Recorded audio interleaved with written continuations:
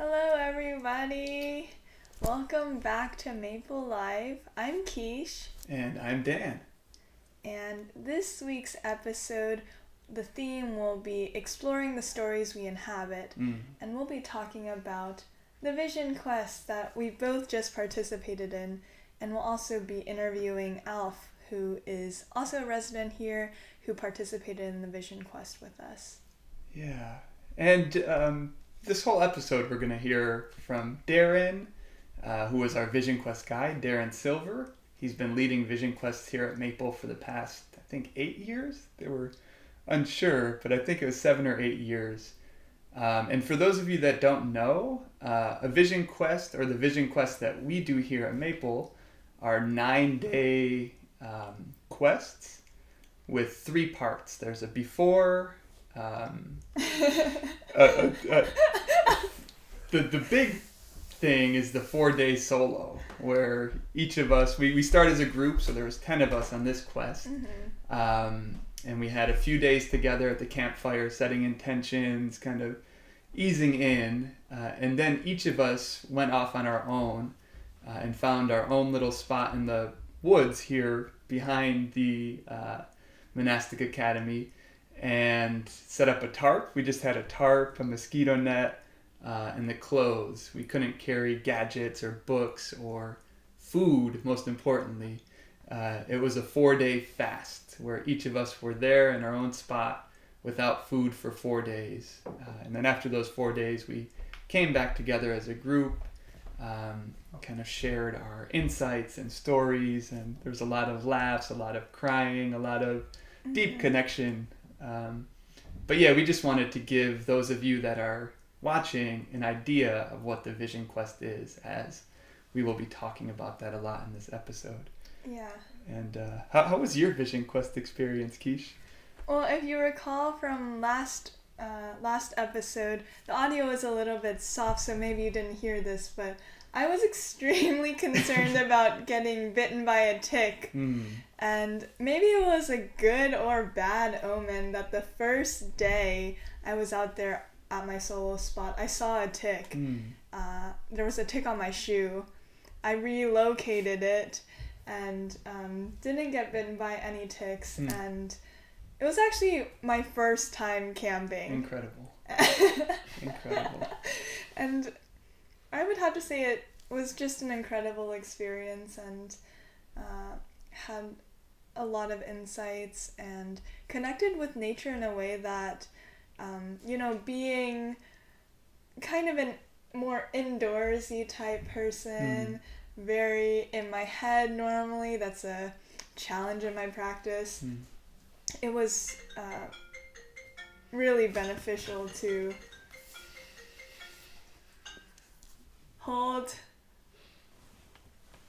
Sorry about that. I'm not used to getting calls, so I didn't expect that. But sorry. It's okay.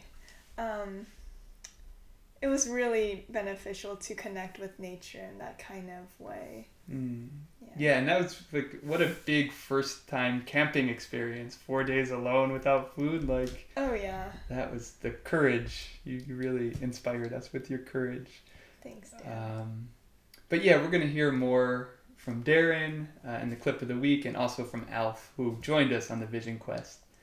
Anything else before we get into the clip of the week? Well, I guess just to tell you a little bit of context about the clip, Darren, among many other things, is a very gifted storyteller, and we were very fortunate as a community that after the Vision Quest, he told everyone, people who participated in the Vision Quest, as well as the other folks here, a story. Do you want to say a little bit about what that story was? Sure. So Darren told us the Lindworms. What's the title?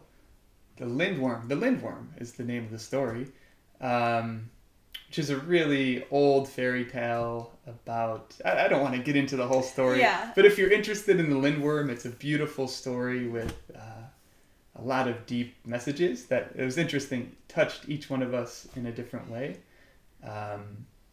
And it's on YouTube. Actually, there's a beautiful reading by Martin Shaw, who Darren called, the best story, one of the best storytellers of our time. he does a beautiful rendition, which you can find on YouTube. Just Martin Shaw, The Lindworm. And that would, I would encourage that or invite that. It's a beautiful story. Yeah, and in this clip, Darren, this is kind of before he gets into the story, and it's about something that you can do as you listen to any story that you listen to. Really invite you to pay attention to the moment that you enter into the story. That moment that captures, where all of a sudden you're transported. And the moment where you leave the story. When you drift off into your own story again, and you go someplace else. Those threshold moments where I believe there's always guardians right there at our thresholds. Every threshold crossing, before every retreat, I imagine, at least with every quest, those guardians are there. Those old, faithful guardians. Courage, or grief, or hamburgers that sometimes require something of us. Whether it's fear, or doubt, or joy, pizza, or free time. There's always those guardians right there we get to meet. Sometimes we pay them enough that they leave. So pay attention to those moments when you enter the story and when you leave. And this week we have Maple resident Alf with us for the interview of the week. And as Kish mentioned, Alf joined us on this past quest. And I remember when we were all coming back to meet as a group, Alf was the last one to come back. And he came back with his, big pack on and his, he had like a beach hat, like a straw beach hat, and his face was all charcoal. And he had a bandana tied around his head. So Alf really took to the Vision Quest and really threw himself into the opportunity and to the quest. And most importantly, I had no idea it was dirty either. Yeah, I thought right. It was normal, yeah. Right. Which we all thought was great. And a story that Alf shared when we got back was around the foxtrot. And the foxtrot is an activity that Darren introduced to us where you're walking much slower than usual and with wider vision. You're really slowing it down to the pace of the earth. And Alf shared a beautiful experience with the foxtrot, and I was wondering if you could... What experience is that, Dan? If you don't recall, I can jog your memory. Jog me a little, but... jog my memory a little You were talking about how you really looked closely at each step. The beautiful thing with the foxtrot is like one step is like 3 seconds. And you're really slowing down like that. The foxtrot is trying to go into the natural rhythm of nature. The heartbeat of nature is like 3 seconds. And it just forces you to slow down. And one of the cool things about the quest that I didn't really realize was going to be so insightful beforehand was, you're out in nature, you're fasting.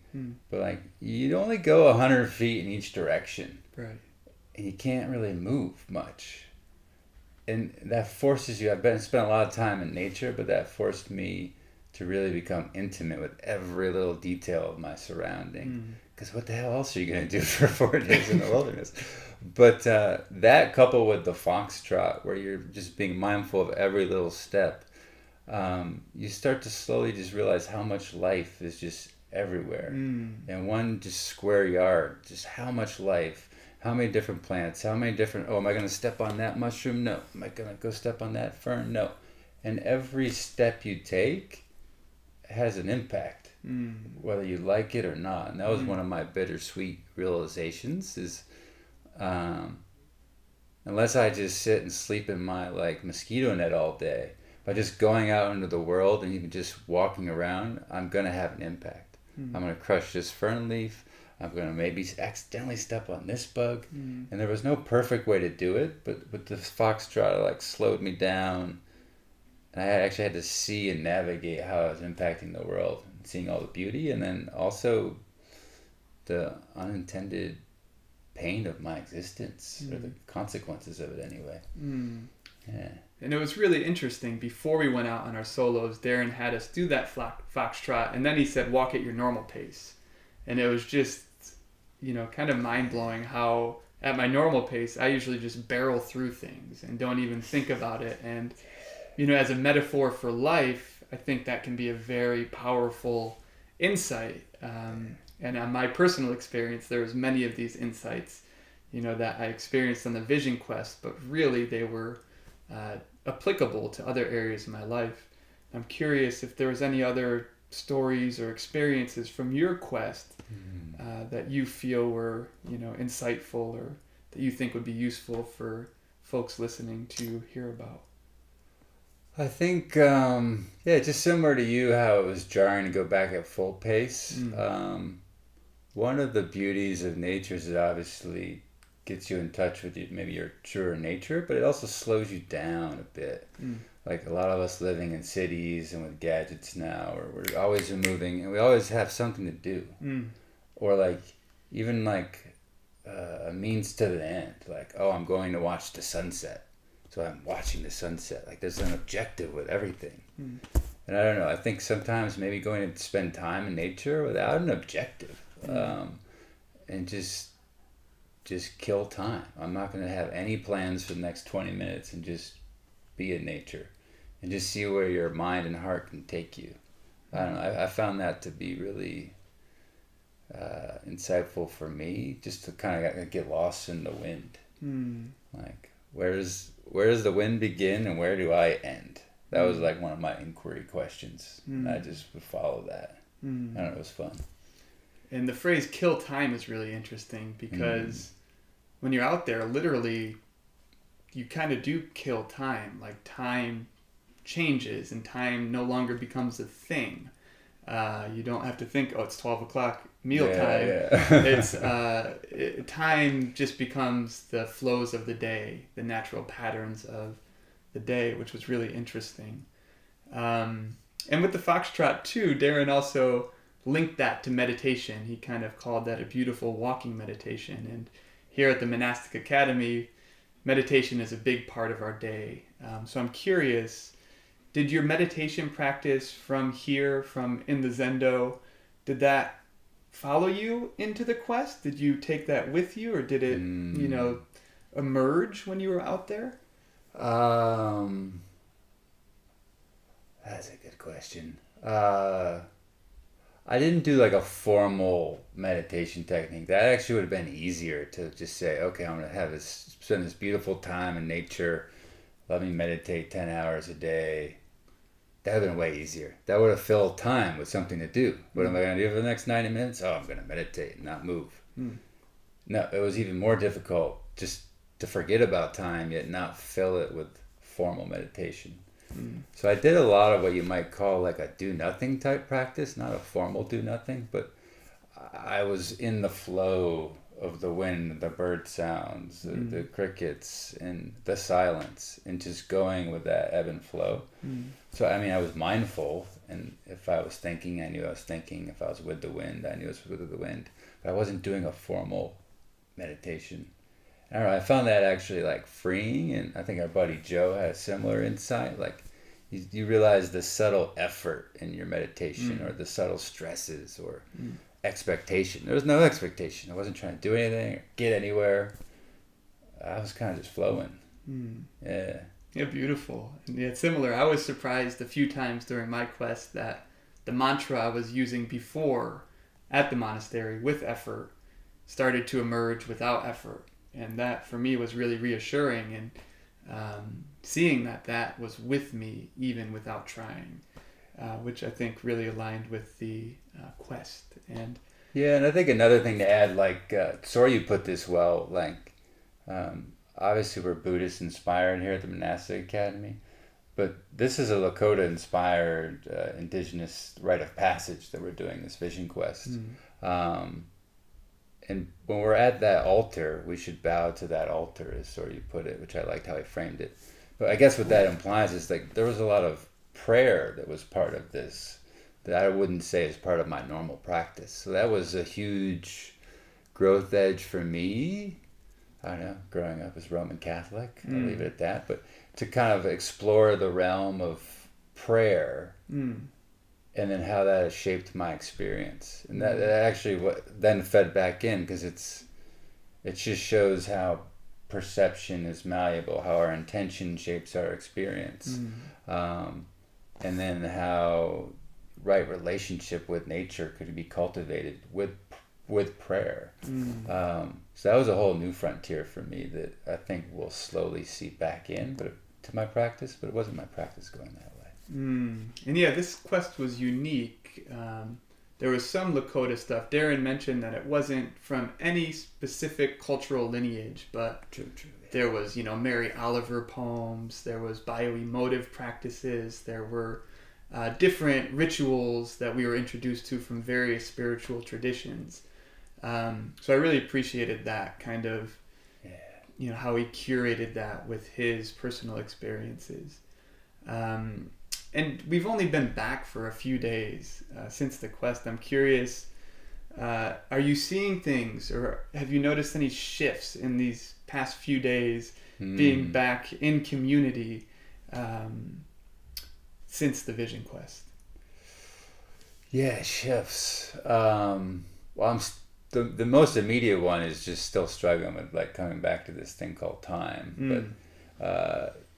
But regards to like how I'm interfacing with the community, I can't place it to some specific thing, but something shifted out there for me. And I'm still trying to feel out if this is just like a peak mental state or like a trait, as they say, states versus traits.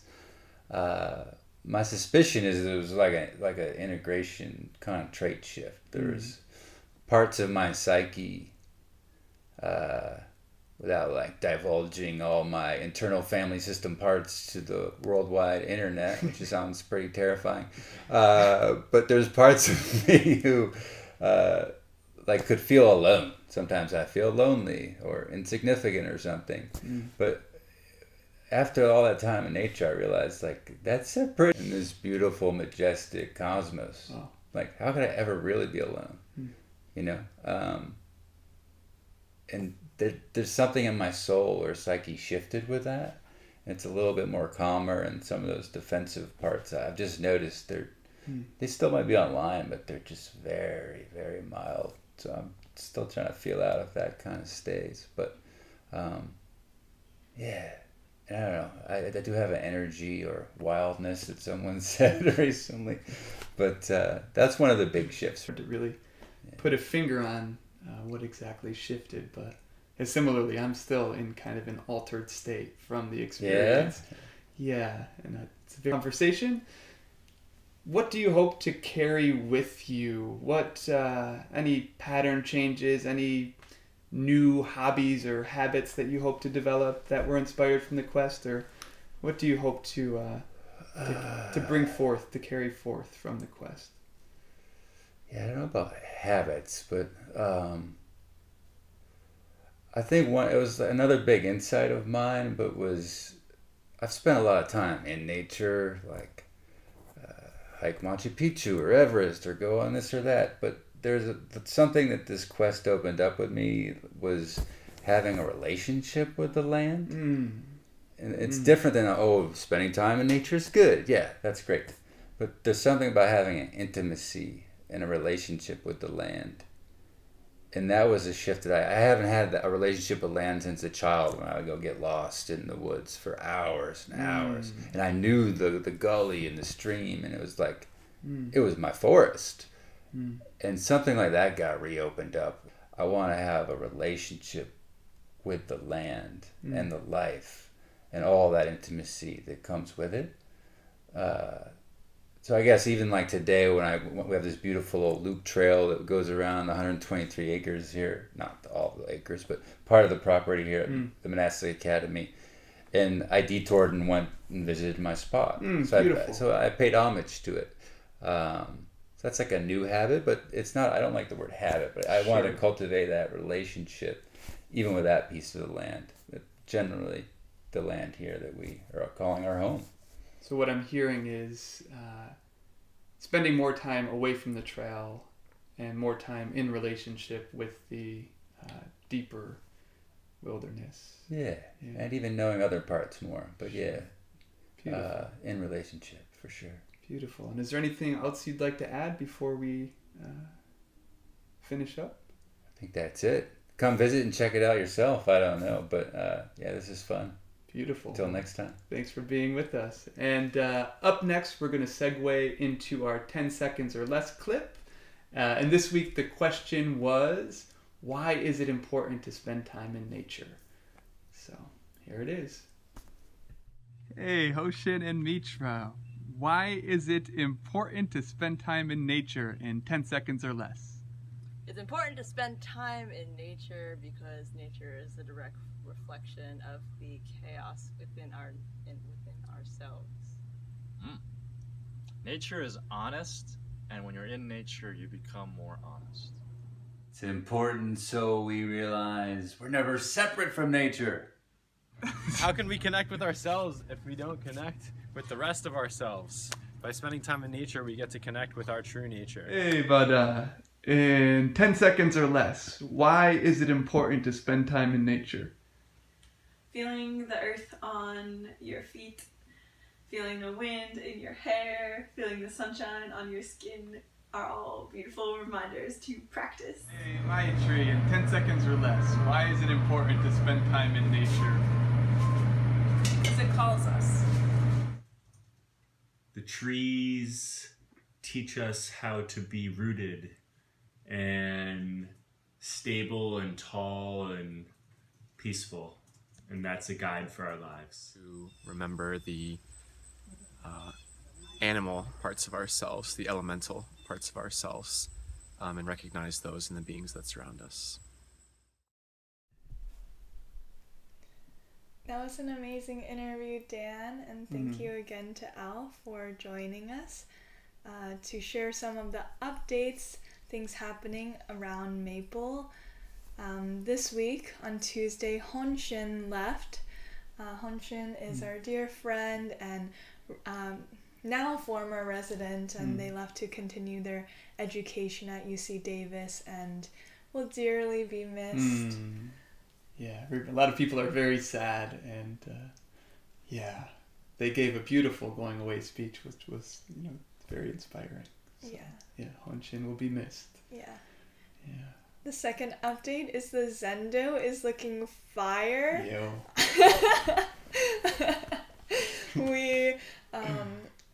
We were obviously out in the woods for 9 days, and we didn't come back to the center at all during that time. And I remember walking back, you can see the view of the new Zendo, and it just looked like really almost there. Looked like a Zendo. Yeah, it looked like a Zendo.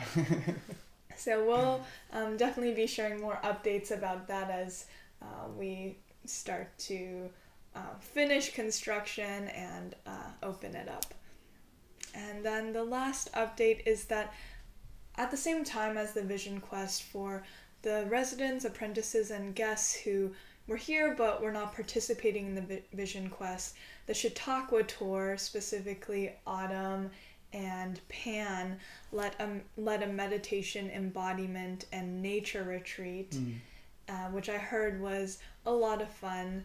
And then for a few days, Soryu led an awakening retreat, which, to use the adjective fire again, I heard it was very fire. People were receiving interviews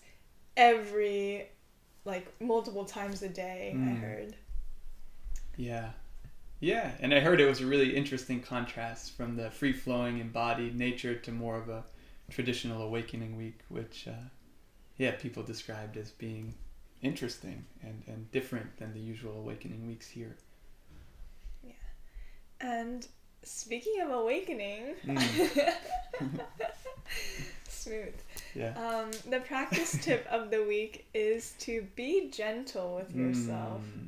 And I could definitely hear traces of this in the interview with, what are the expectations that we have of ourselves normally. And I know myself and many others here struggle with being very hard on themselves and, really striving perhaps in a way that is harmful. And yeah, for me, there was a time where when my mind would go astray, when I would get lost in thoughts during meditation, and then I would come back and I would have like a subtle critical, like, oh, why'd you get lost in thoughts again? Or why are you thinking about macaroni and cheese or whatever? And it was more critical, where I was kind of scolding myself. Yeah.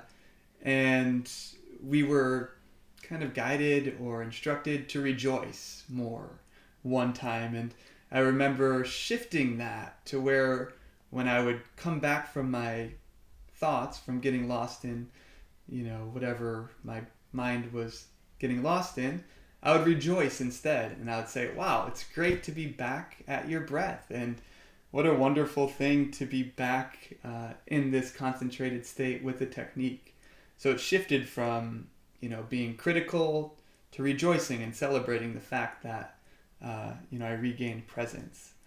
So that subtle shift really opened things up for me and created a much more spacious interior environment for me. Mm-hmm.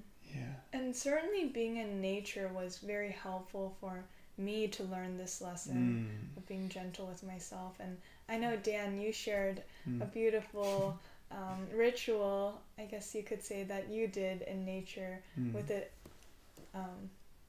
tree. Oh, right. Yeah, if you want to share that story. Sure. So a technique that came to me on the Vision Quest was taking the tree as my teacher and literally standing straight up with my palms out and looking to the tree for instruction. So if the tree was still, I would stay still. If there was a small gust of wind and the branches were blowing around a little bit, I would move my arms a little bit. If there was a big gust of wind and the branches were going crazy, I would move my arms in a crazy manner. And throughout this practice, whenever thoughts came to me, something inside of me said, hey, you're being a tree now. It's not time for thinking. So it really became a clear-headed practice of just being. And I would do this for hours, like 2 to 3 hours a day. But I think, back at the monastery, that's probably not possible. So even 5 to 6 minutes or 1 to 2 minutes, I think, could make a shift and, develop this relationship, as Alf was sharing about earlier, with nature, with the elements. So yeah, thank you for reminding me of that. That's already almost slipped my mind. Oh, it was delightful to watch Dan demonstrate that. Dan is a funny guy. Yeah.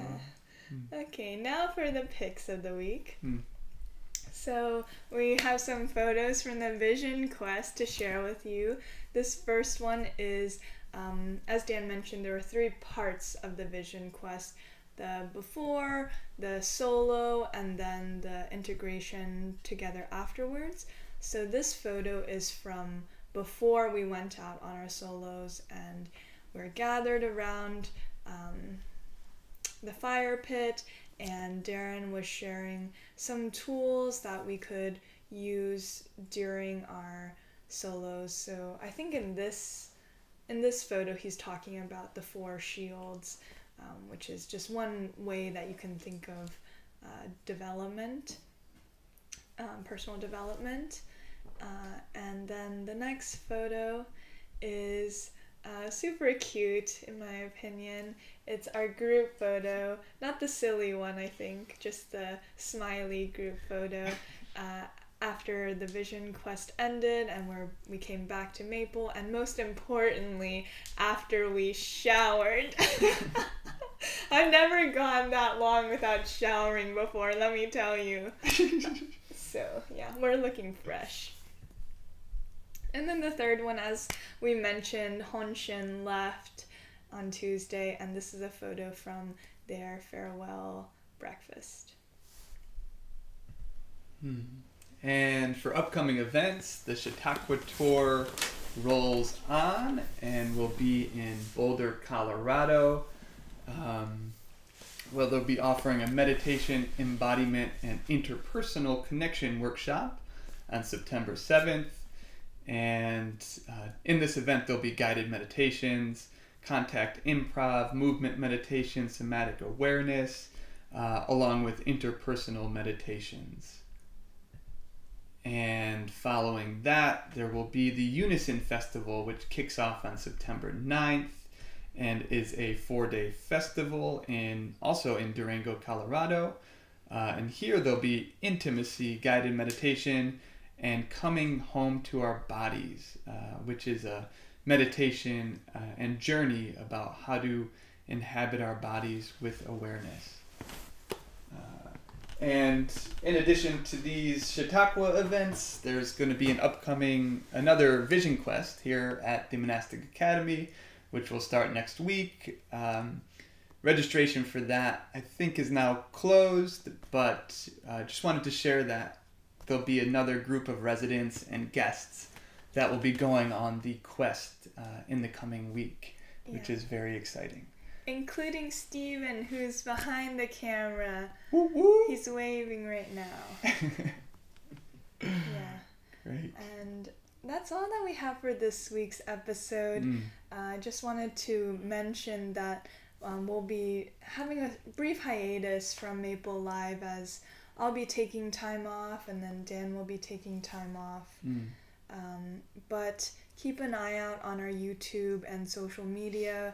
We'll continue to be posting content there and are very much looking forward to continuing with Maple Live once we're both back. Yes, so thank you for being with us here on this live, whether you're watching now or watching after the live stream. And yeah, we hope you enjoyed what we shared. And get out in nature. Get out, yeah. Be a tree. Yes, be a tree and develop relationships with the land that you're inhabiting. See how that's part of your story.